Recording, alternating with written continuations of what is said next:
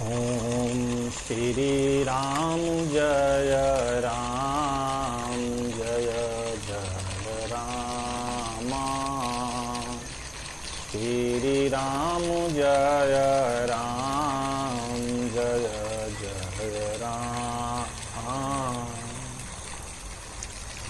और सज्जनों के गुण को बताने के उपरांत महात्मा तुलसीदास अब संत के समाज की विशेषता को बता रहे हैं कि संत के समाज की क्या विशेषता होती है, संत का समाज कैसा होता है।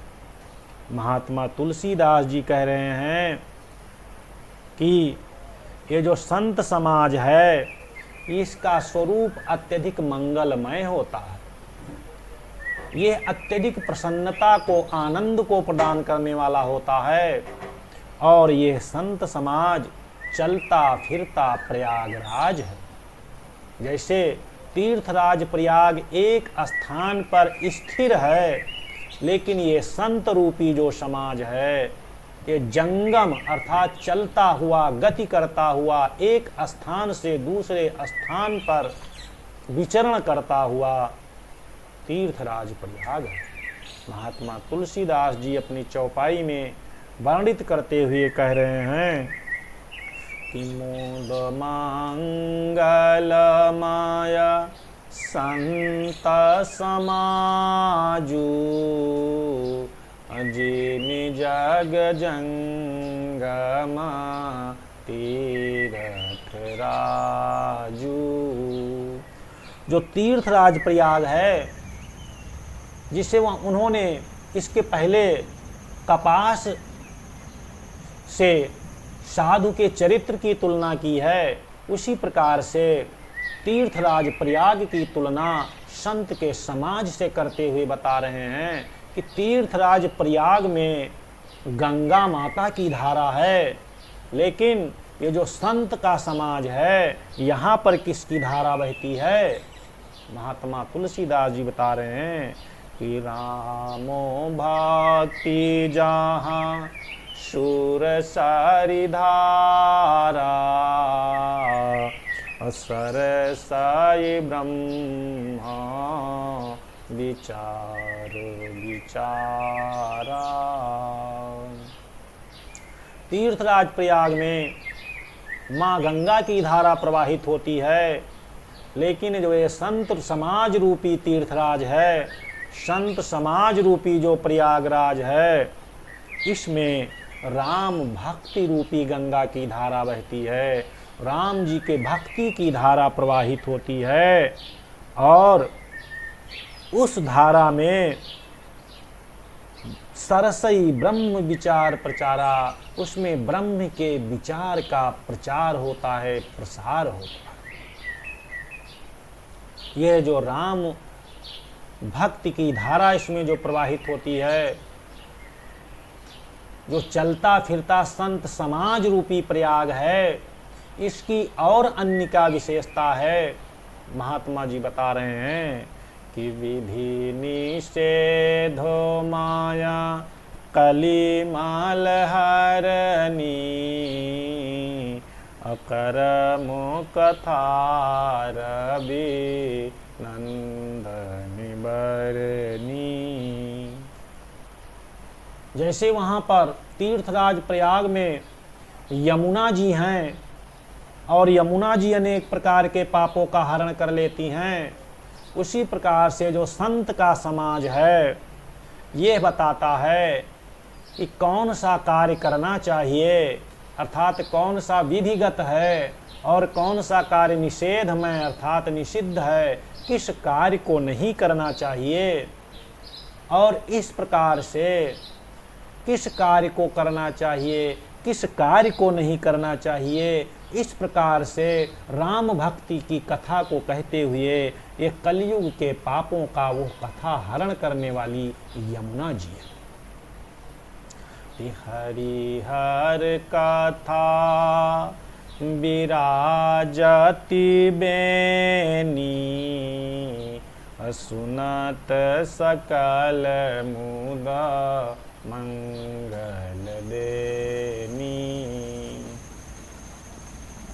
इस संत रूपी समाज रूपी जो प्रयागराज है, संतों के समाज का जो प्रयागराज है, इस प्रयागराज में भगवान शिव की और भगवान विष्णु की ये कथा त्रिवेणी के रूप में विद्यमान है। जैसे तीर्थराज प्रयाग में गंगा, यमुना, सरस्वती रूपी 3 त्रिवेणी हैं, उसी प्रकार से संत समाज रूपी प्रयागराज में भगवान शिव, भगवान श्री विष्णु की कथा रूपी त्रिवेणी विद्यमान है। और इस त्रिवेणी में को सुन करके, इस त्रिवेणी रूपी कथा को सुन करके ये संपूर्ण आनंद को और मंगल को प्राप्त करते हैं भक्तजन। जैसे वहाँ स्नान करके तीर्थराज प्रयाग में पुण्य को प्राप्त करते हैं, मंगल को प्राप्त करते हैं, वैसे संत रूपी समाज में की जो त्रिवेणी है, इसमें भगवान विष्णु की, भगवान शिव की और क्या करना चाहिए क्या नहीं करना चाहिए, इस प्रकार की 3 कथाओं का श्रवण करके और ये संत समाज रूपी त्रिवेणी में अवगाहन करके अत्यधिक आनंद को और मंगलमय स्वरूप को, मंगलमय जीवन को प्राप्त करते हैं। और क्या है तीर्थराज प्रयाग में? क्या है तीर्थराज प्रयाग में? एक अक्षय वट है। लेकिन जो संत समाज रूपी जो प्रयागराज है, इसमें कौन सी चीज अक्षय वट है? यहाँ क्या अक्षय वट है? महात्मा तुलसीदास जी बता रहे हैं कि बटु विश्वास अचल निज धर्मा, तीरथ राज समाज सुकर्मा। तीर्थराज प्रयाग में तो साक्षात अक्षय वट लगा हुआ है, लेकिन ये जो संत समाज रूपी प्रयागराज है, इसमें अपने धर्म के प्रति दृढ़ता, अपने धर्म के प्रति अडिग विश्वास ही वट वृक्ष है। अर्थात संत रूपी जो समाज है, उसका अपने धर्म के प्रति अडिग विश्वास होता है, अचल विश्वास होता है, दृढ़ विश्वास होता है। उन संतों को चाहे जितना परित्याग करना पड़े, चाहे जितनी यातना और पीड़ा आप दीजिए, उनका धर्म अचल होता है, दृढ़ होता है। अर्थात अपने धर्म के प्रति दृढ़ निष्ठा, दृढ़ता, अचलता का भाव ही वट वृक्ष है। तीर्थराज प्रयाग में वट वृक्ष साक्षात है और संत समाज रूपी प्रयागराज में अपने धर्म के प्रति अटल विश्वास, दृढ़ विश्वास ही वट वृक्ष है। तीरथ राज समाज सुकर्मा। तो संत समाज रूपी जो तीर्थराज प्रयाग है, ये सभी समाज के लिए सुंदर कर्म है, अपने धर्म के प्रति अचल और दृढ़ विश्वास। जो तीर्थराज प्रयाग है वो एक स्थान पर स्थिर है। जब आप यहाँ से वहाँ जाएंगे तब आपको उस स्थान का तीर्थाटन का लाभ होगा। तीर्थराज प्रयाग चल करके आपके यहाँ नहीं आ सकता है, तीर्थराज प्रयाग आपके घर पर नहीं आ सकता है, आपके क्षेत्र में नहीं आ सकता है, आपको ही स्वयं चल करके वहाँ जाना पड़ेगा।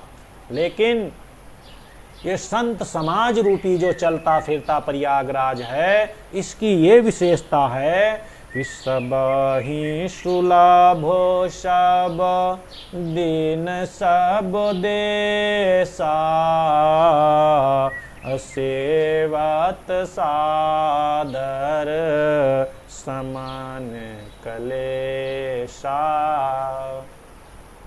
ये संत समाज रूपी प्रयागराज सब ही सुलभ, अर्थात हर व्यक्ति के लिए सुलभ है। हो सकता है तीर्थराज प्रयाग जाने में आप असमर्थ हो, आपके पास धनाभाव हो, समयाभाव हो, शक्ति का अभाव हो, इसलिए इतनी दूरी पर आप नहीं पहुंच सकते हो। तो ये जो संत समाज रूपी प्रयागराज है, ये आपको सरलता पूर्वक सुलभ हो जाता है, आपके क्षेत्र में, आपके आसपास में ही उपलब्ध हो जाता है और प्रत्येक दिन में उपलब्ध हो जाता है। जब चाहें तब इस संत समाज रूपी प्रयागराज में आप अवगाहन कर सकते हैं और सभी क्षेत्रों में उपलब्ध हो जाता है। जहाँ दुर्गम है, जहाँ के लोग नहीं जा सकते हैं, वो भी चाहें तो ये संत समाज रूपी प्रयागराज को प्राप्त कर सकते हैं। 3 विशेषता है संत समाज रूपी प्रयागराज की कि ये हर व्यक्ति को सुलभ है और प्रत्येक दिन ये सुलभ है तथा सभी क्षेत्रों में तीर्थराज प्रयाग, संत समाज रूपी जो तीर्थराज प्रयाग है, ये उपलब्ध हो जाता है। ये संत समाज रूपी प्रयागराज उपस्थित हो जाता है। सेवत सादर समन कलेसा, जैसे प्रयागराज में स्नान करने से, दर्शन करने से सारे पापों का विनाश हो जाता है, उसी प्रकार से संत समाज रूपी प्रयागराज का सेवन करने से, सादर पूर्वक सेवन करने से सारे क्लेशों का शमन हो जाता है, अर्थात सारे दुखों का विनाश हो जाता है। अकथ अलौकिक तीरथ राऊ, देई साध्य फल प्रगट प्रभाऊ। ये जो तीर्थराज है, संत समाज रूपी जो तीर्थराज प्रयाग है, ये अकथनीय है, इसका वर्णन नहीं किया जा सकता। ये अलौकिक है, अर्थात ये दिव्य है और ये इसका इतना प्रभाव है कि ये सद्य अर्थात शीघ्र ही फल प्रदान करने लगता है। तीर्थराज प्रयाग, संत समाज रूपी जो तीर्थराज प्रयाग है, ये शीघ्र ही फल देने लगता है। सुनि सामुझहि जन मुदित मन, माजहि अति अनुराग, लाहि चारि फल अछत तनु, साधु समाज प्रयाग। संत समाज रूपी प्रयागराज की जय, तीर्थराज प्रयागराज की जय।